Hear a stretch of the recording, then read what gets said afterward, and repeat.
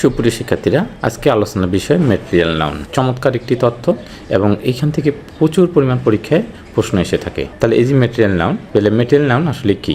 Material noun হচ্ছে একটা বিশেষ্য, যে বিশেষ্য কোনো পদার্থ, উপাদান ও বস্তু বোঝায়। তাহলে ম্যাটেরিয়াল নাউন কি বোঝাবে? হয় কোনো পদার্থ বোঝাবে, হয় কোনো উপাদান বোঝাবে, নাহলে কোনো বস্তু বোঝাবে। তবে আমরা মনে রাখার কৌশল দিয়ে শিখতে চাই। মনে রাখার কৌশলটা কি? যা দিয়ে অন্য কিছু তৈরি করা হয় তাই হচ্ছে ম্যাটেরিয়াল নাউন।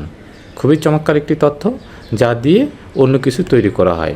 তাহলে মূল পদার্থ এটা, যা দিয়ে অন্য কিছু তৈরি হবে, সেটাই হচ্ছে আমাদের ম্যাটেরিয়াল নাউন। আসুন আমরা ব্যাখ্যা দিয়ে বললে আমরা খুব সহজে বুঝতে পারবো। যেমন ম্যাটেরিয়াল নাউন হচ্ছে উড। উড মানে হচ্ছে কাঠ। আর এই কাঠ দিয়ে তৈরি হয় কি? টেবিল, চেয়ার, দরজা। অর্থাৎ মূল এই যে টেবিল যে আমরা তৈরি করি, তাহলে টেবিল তৈরি করতে গেলে আমাদের মূল পদার্থ কী? অবশ্যই আমাদের কাঠ।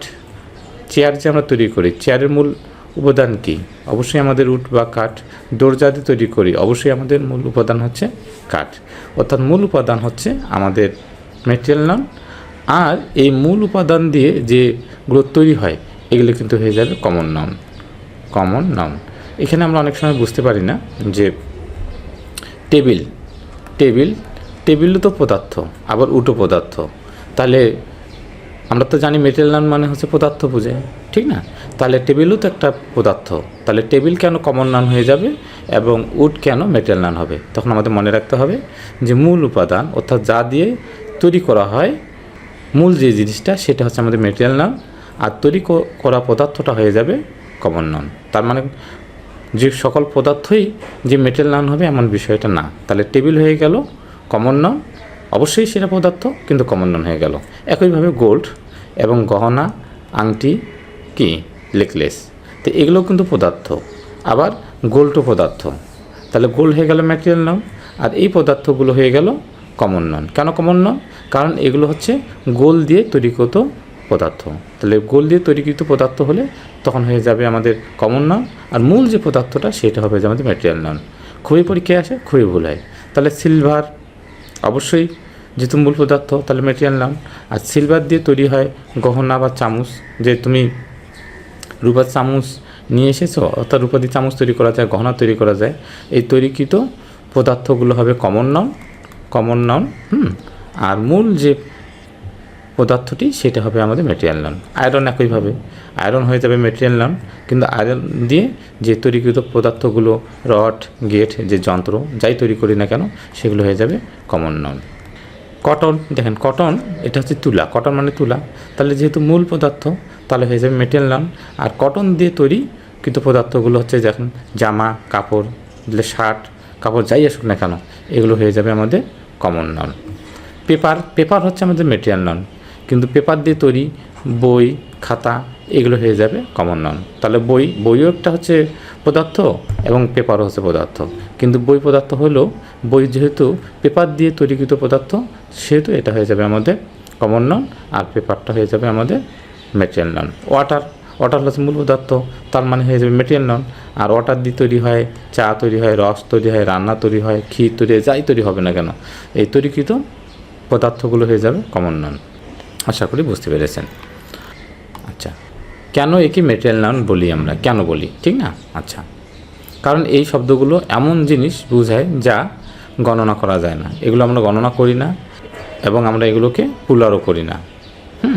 যেমন আমরা যদি বলি iron, iron, milk, iron, milk, এগুলো কি আমরা গণনা করি? গণনা করি না। এবং এগুলো আমরা পুলারও করি না, পুলার হয় না এগুলো। মিল্ক, মিল্কস হয় না, আয়রন, আয়রনস হয় না। এগুলো দেখা বা স্পর্শ করা যায় না, ঠিক আছে? আচ্ছা, তাহলে এগুলো দেখাও স্পর্শ করা যায়। তাহলে এগুলো দেখা যায় এবং স্পর্শ করা যায়। আচ্ছা, কিছু তৈরি করার উপাদান হিসেবে ব্যবহৃত হয়। যেমন উড দিয়ে তৈরি হয় টেবিল, মিল্ক দিয়ে তৈরি হয় সুইট, গোল্ড দিয়ে তৈরি হয় রিং। তাহলে তৈরিকৃত পদার্থটি হচ্ছে অবশ্যই কমন নাউন, আর মূল যে পদার্থটা সেটা হচ্ছে আমাদের ম্যাটেরিয়াল নাউন। তারপর আমরা এর ব্যাকরণিক বৈশিষ্ট্য দেখতেছি যে এগুলোর পুলার হয় না, এই কথাটা আমরা কিছুক্ষণ আগে বলছি। তো উডস হবে না, কাঠগুলো হবে না, হবে উড। উডসের অর্থ আলাদা হবে, কিন্তু আমরা এটা পুলার হবে না, যে কাঠগুলো হবে না, এরকম না। গোল্ড, এদের আগে আর্টিকেল বসে না। তার মানে দুটো জিনিস এখানে ব্যাকরণিক ব্যাখ্যা আমরা শিখবো, যে ম্যাটেরিয়াল নাউনের পুলার ফর্ম করা যাবে না, আর হচ্ছে এদের আগে আর্টিকেল বসানো যাবে না। এই জিনিস দুটো আমাদের মনে রাখতে হবে। তাহলে প্রথমত ম্যাটেরিয়াল নাউন আমরা চিহ্নিত করব, চিহ্নিত করতে পারলে তারপর আমরা ব্যবহারিক ব্যবহারটা করতে পারবো যে এইটার পুলার করব না আমরা, আর এর আগে আমরা আর্টিকেল বসাবো না। এখন উদাহরণ বাক্য দিয়ে পড়ালে আপনারা আরও বুঝতে পারবেন। The chair is made of wood. তাহলে এই চেয়ারটা তৈরি হয়েছে কি দিয়ে? উড দিয়ে। তাহলে উড যেহেতু মূল পদার্থ, তাহলে এটা হয়ে যাবে আমাদের কি? এটা হবে আমাদের ম্যাটেরিয়াল নাউন। এটা হবে ম্যাটেরিয়াল নাউন। আর উড দিয়ে তৈরি হয়েছে কি? চেয়ার। তাহলে এটা হয়ে যাবে আমাদের কমন নাউন। তাহলে পরীক্ষায় আসতে পারে এইভাবে একটা, অবশ্যই এরকম একটা বাক্য দেওয়া থাকবে। বাক্য দিয়ে কি যে কোনো জায়গায় দাগ দিবে। চেয়ারের নিচে দাগ দিলে আপনি কমন দাগাবেন, যেহেতু চেয়ার তৈরিকৃত পদার্থ। আর উড যেহেতু কাঠ মূল পদার্থ, তাহলে এটা হবে material noun. My ring is made of gold. তো গোল্ড হচ্ছে মূল পদার্থ, গোল্ড দিয়ে তৈরি হয়েছে কি? রিং।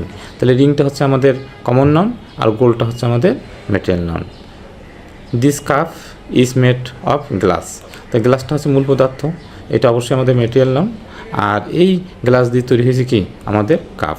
এই কাপটা হচ্ছে আমাদের কি? তাহলে কাপটা অবশ্যই আমাদের কমন নাউন। তাহলে কৌশল দিয়ে পড়লে কিন্তু খুব সহজে মনে রাখতে পারি। নাহলে কাপও হচ্ছে বস্তুবাচক, গ্লাসও হচ্ছে বস্তুবাচক, তাহলে দুইটাই তো ম্যাটেরিয়াল নাউন হয়ে যাওয়ার কথা, ঠিক না? যদি আমরা এই কৌশলটা জানি যে মূল পদার্থ হচ্ছে আমাদের ম্যাটেরিয়াল নাউন, আর মূল পদার্থ দিয়ে তৈরিকৃত পদার্থই হচ্ছে আমাদের কমন নাউন, তাহলে খুব সহজে ম্যাটেরিয়াল এবং কমন নাউনের এই যে জটিল সমস্যাগুলো খুব সহজে সমাধান করা যায়। তাহলে আজকে এই পর্যন্তই। সবাইকে অসংখ্য ধন্যবাদ।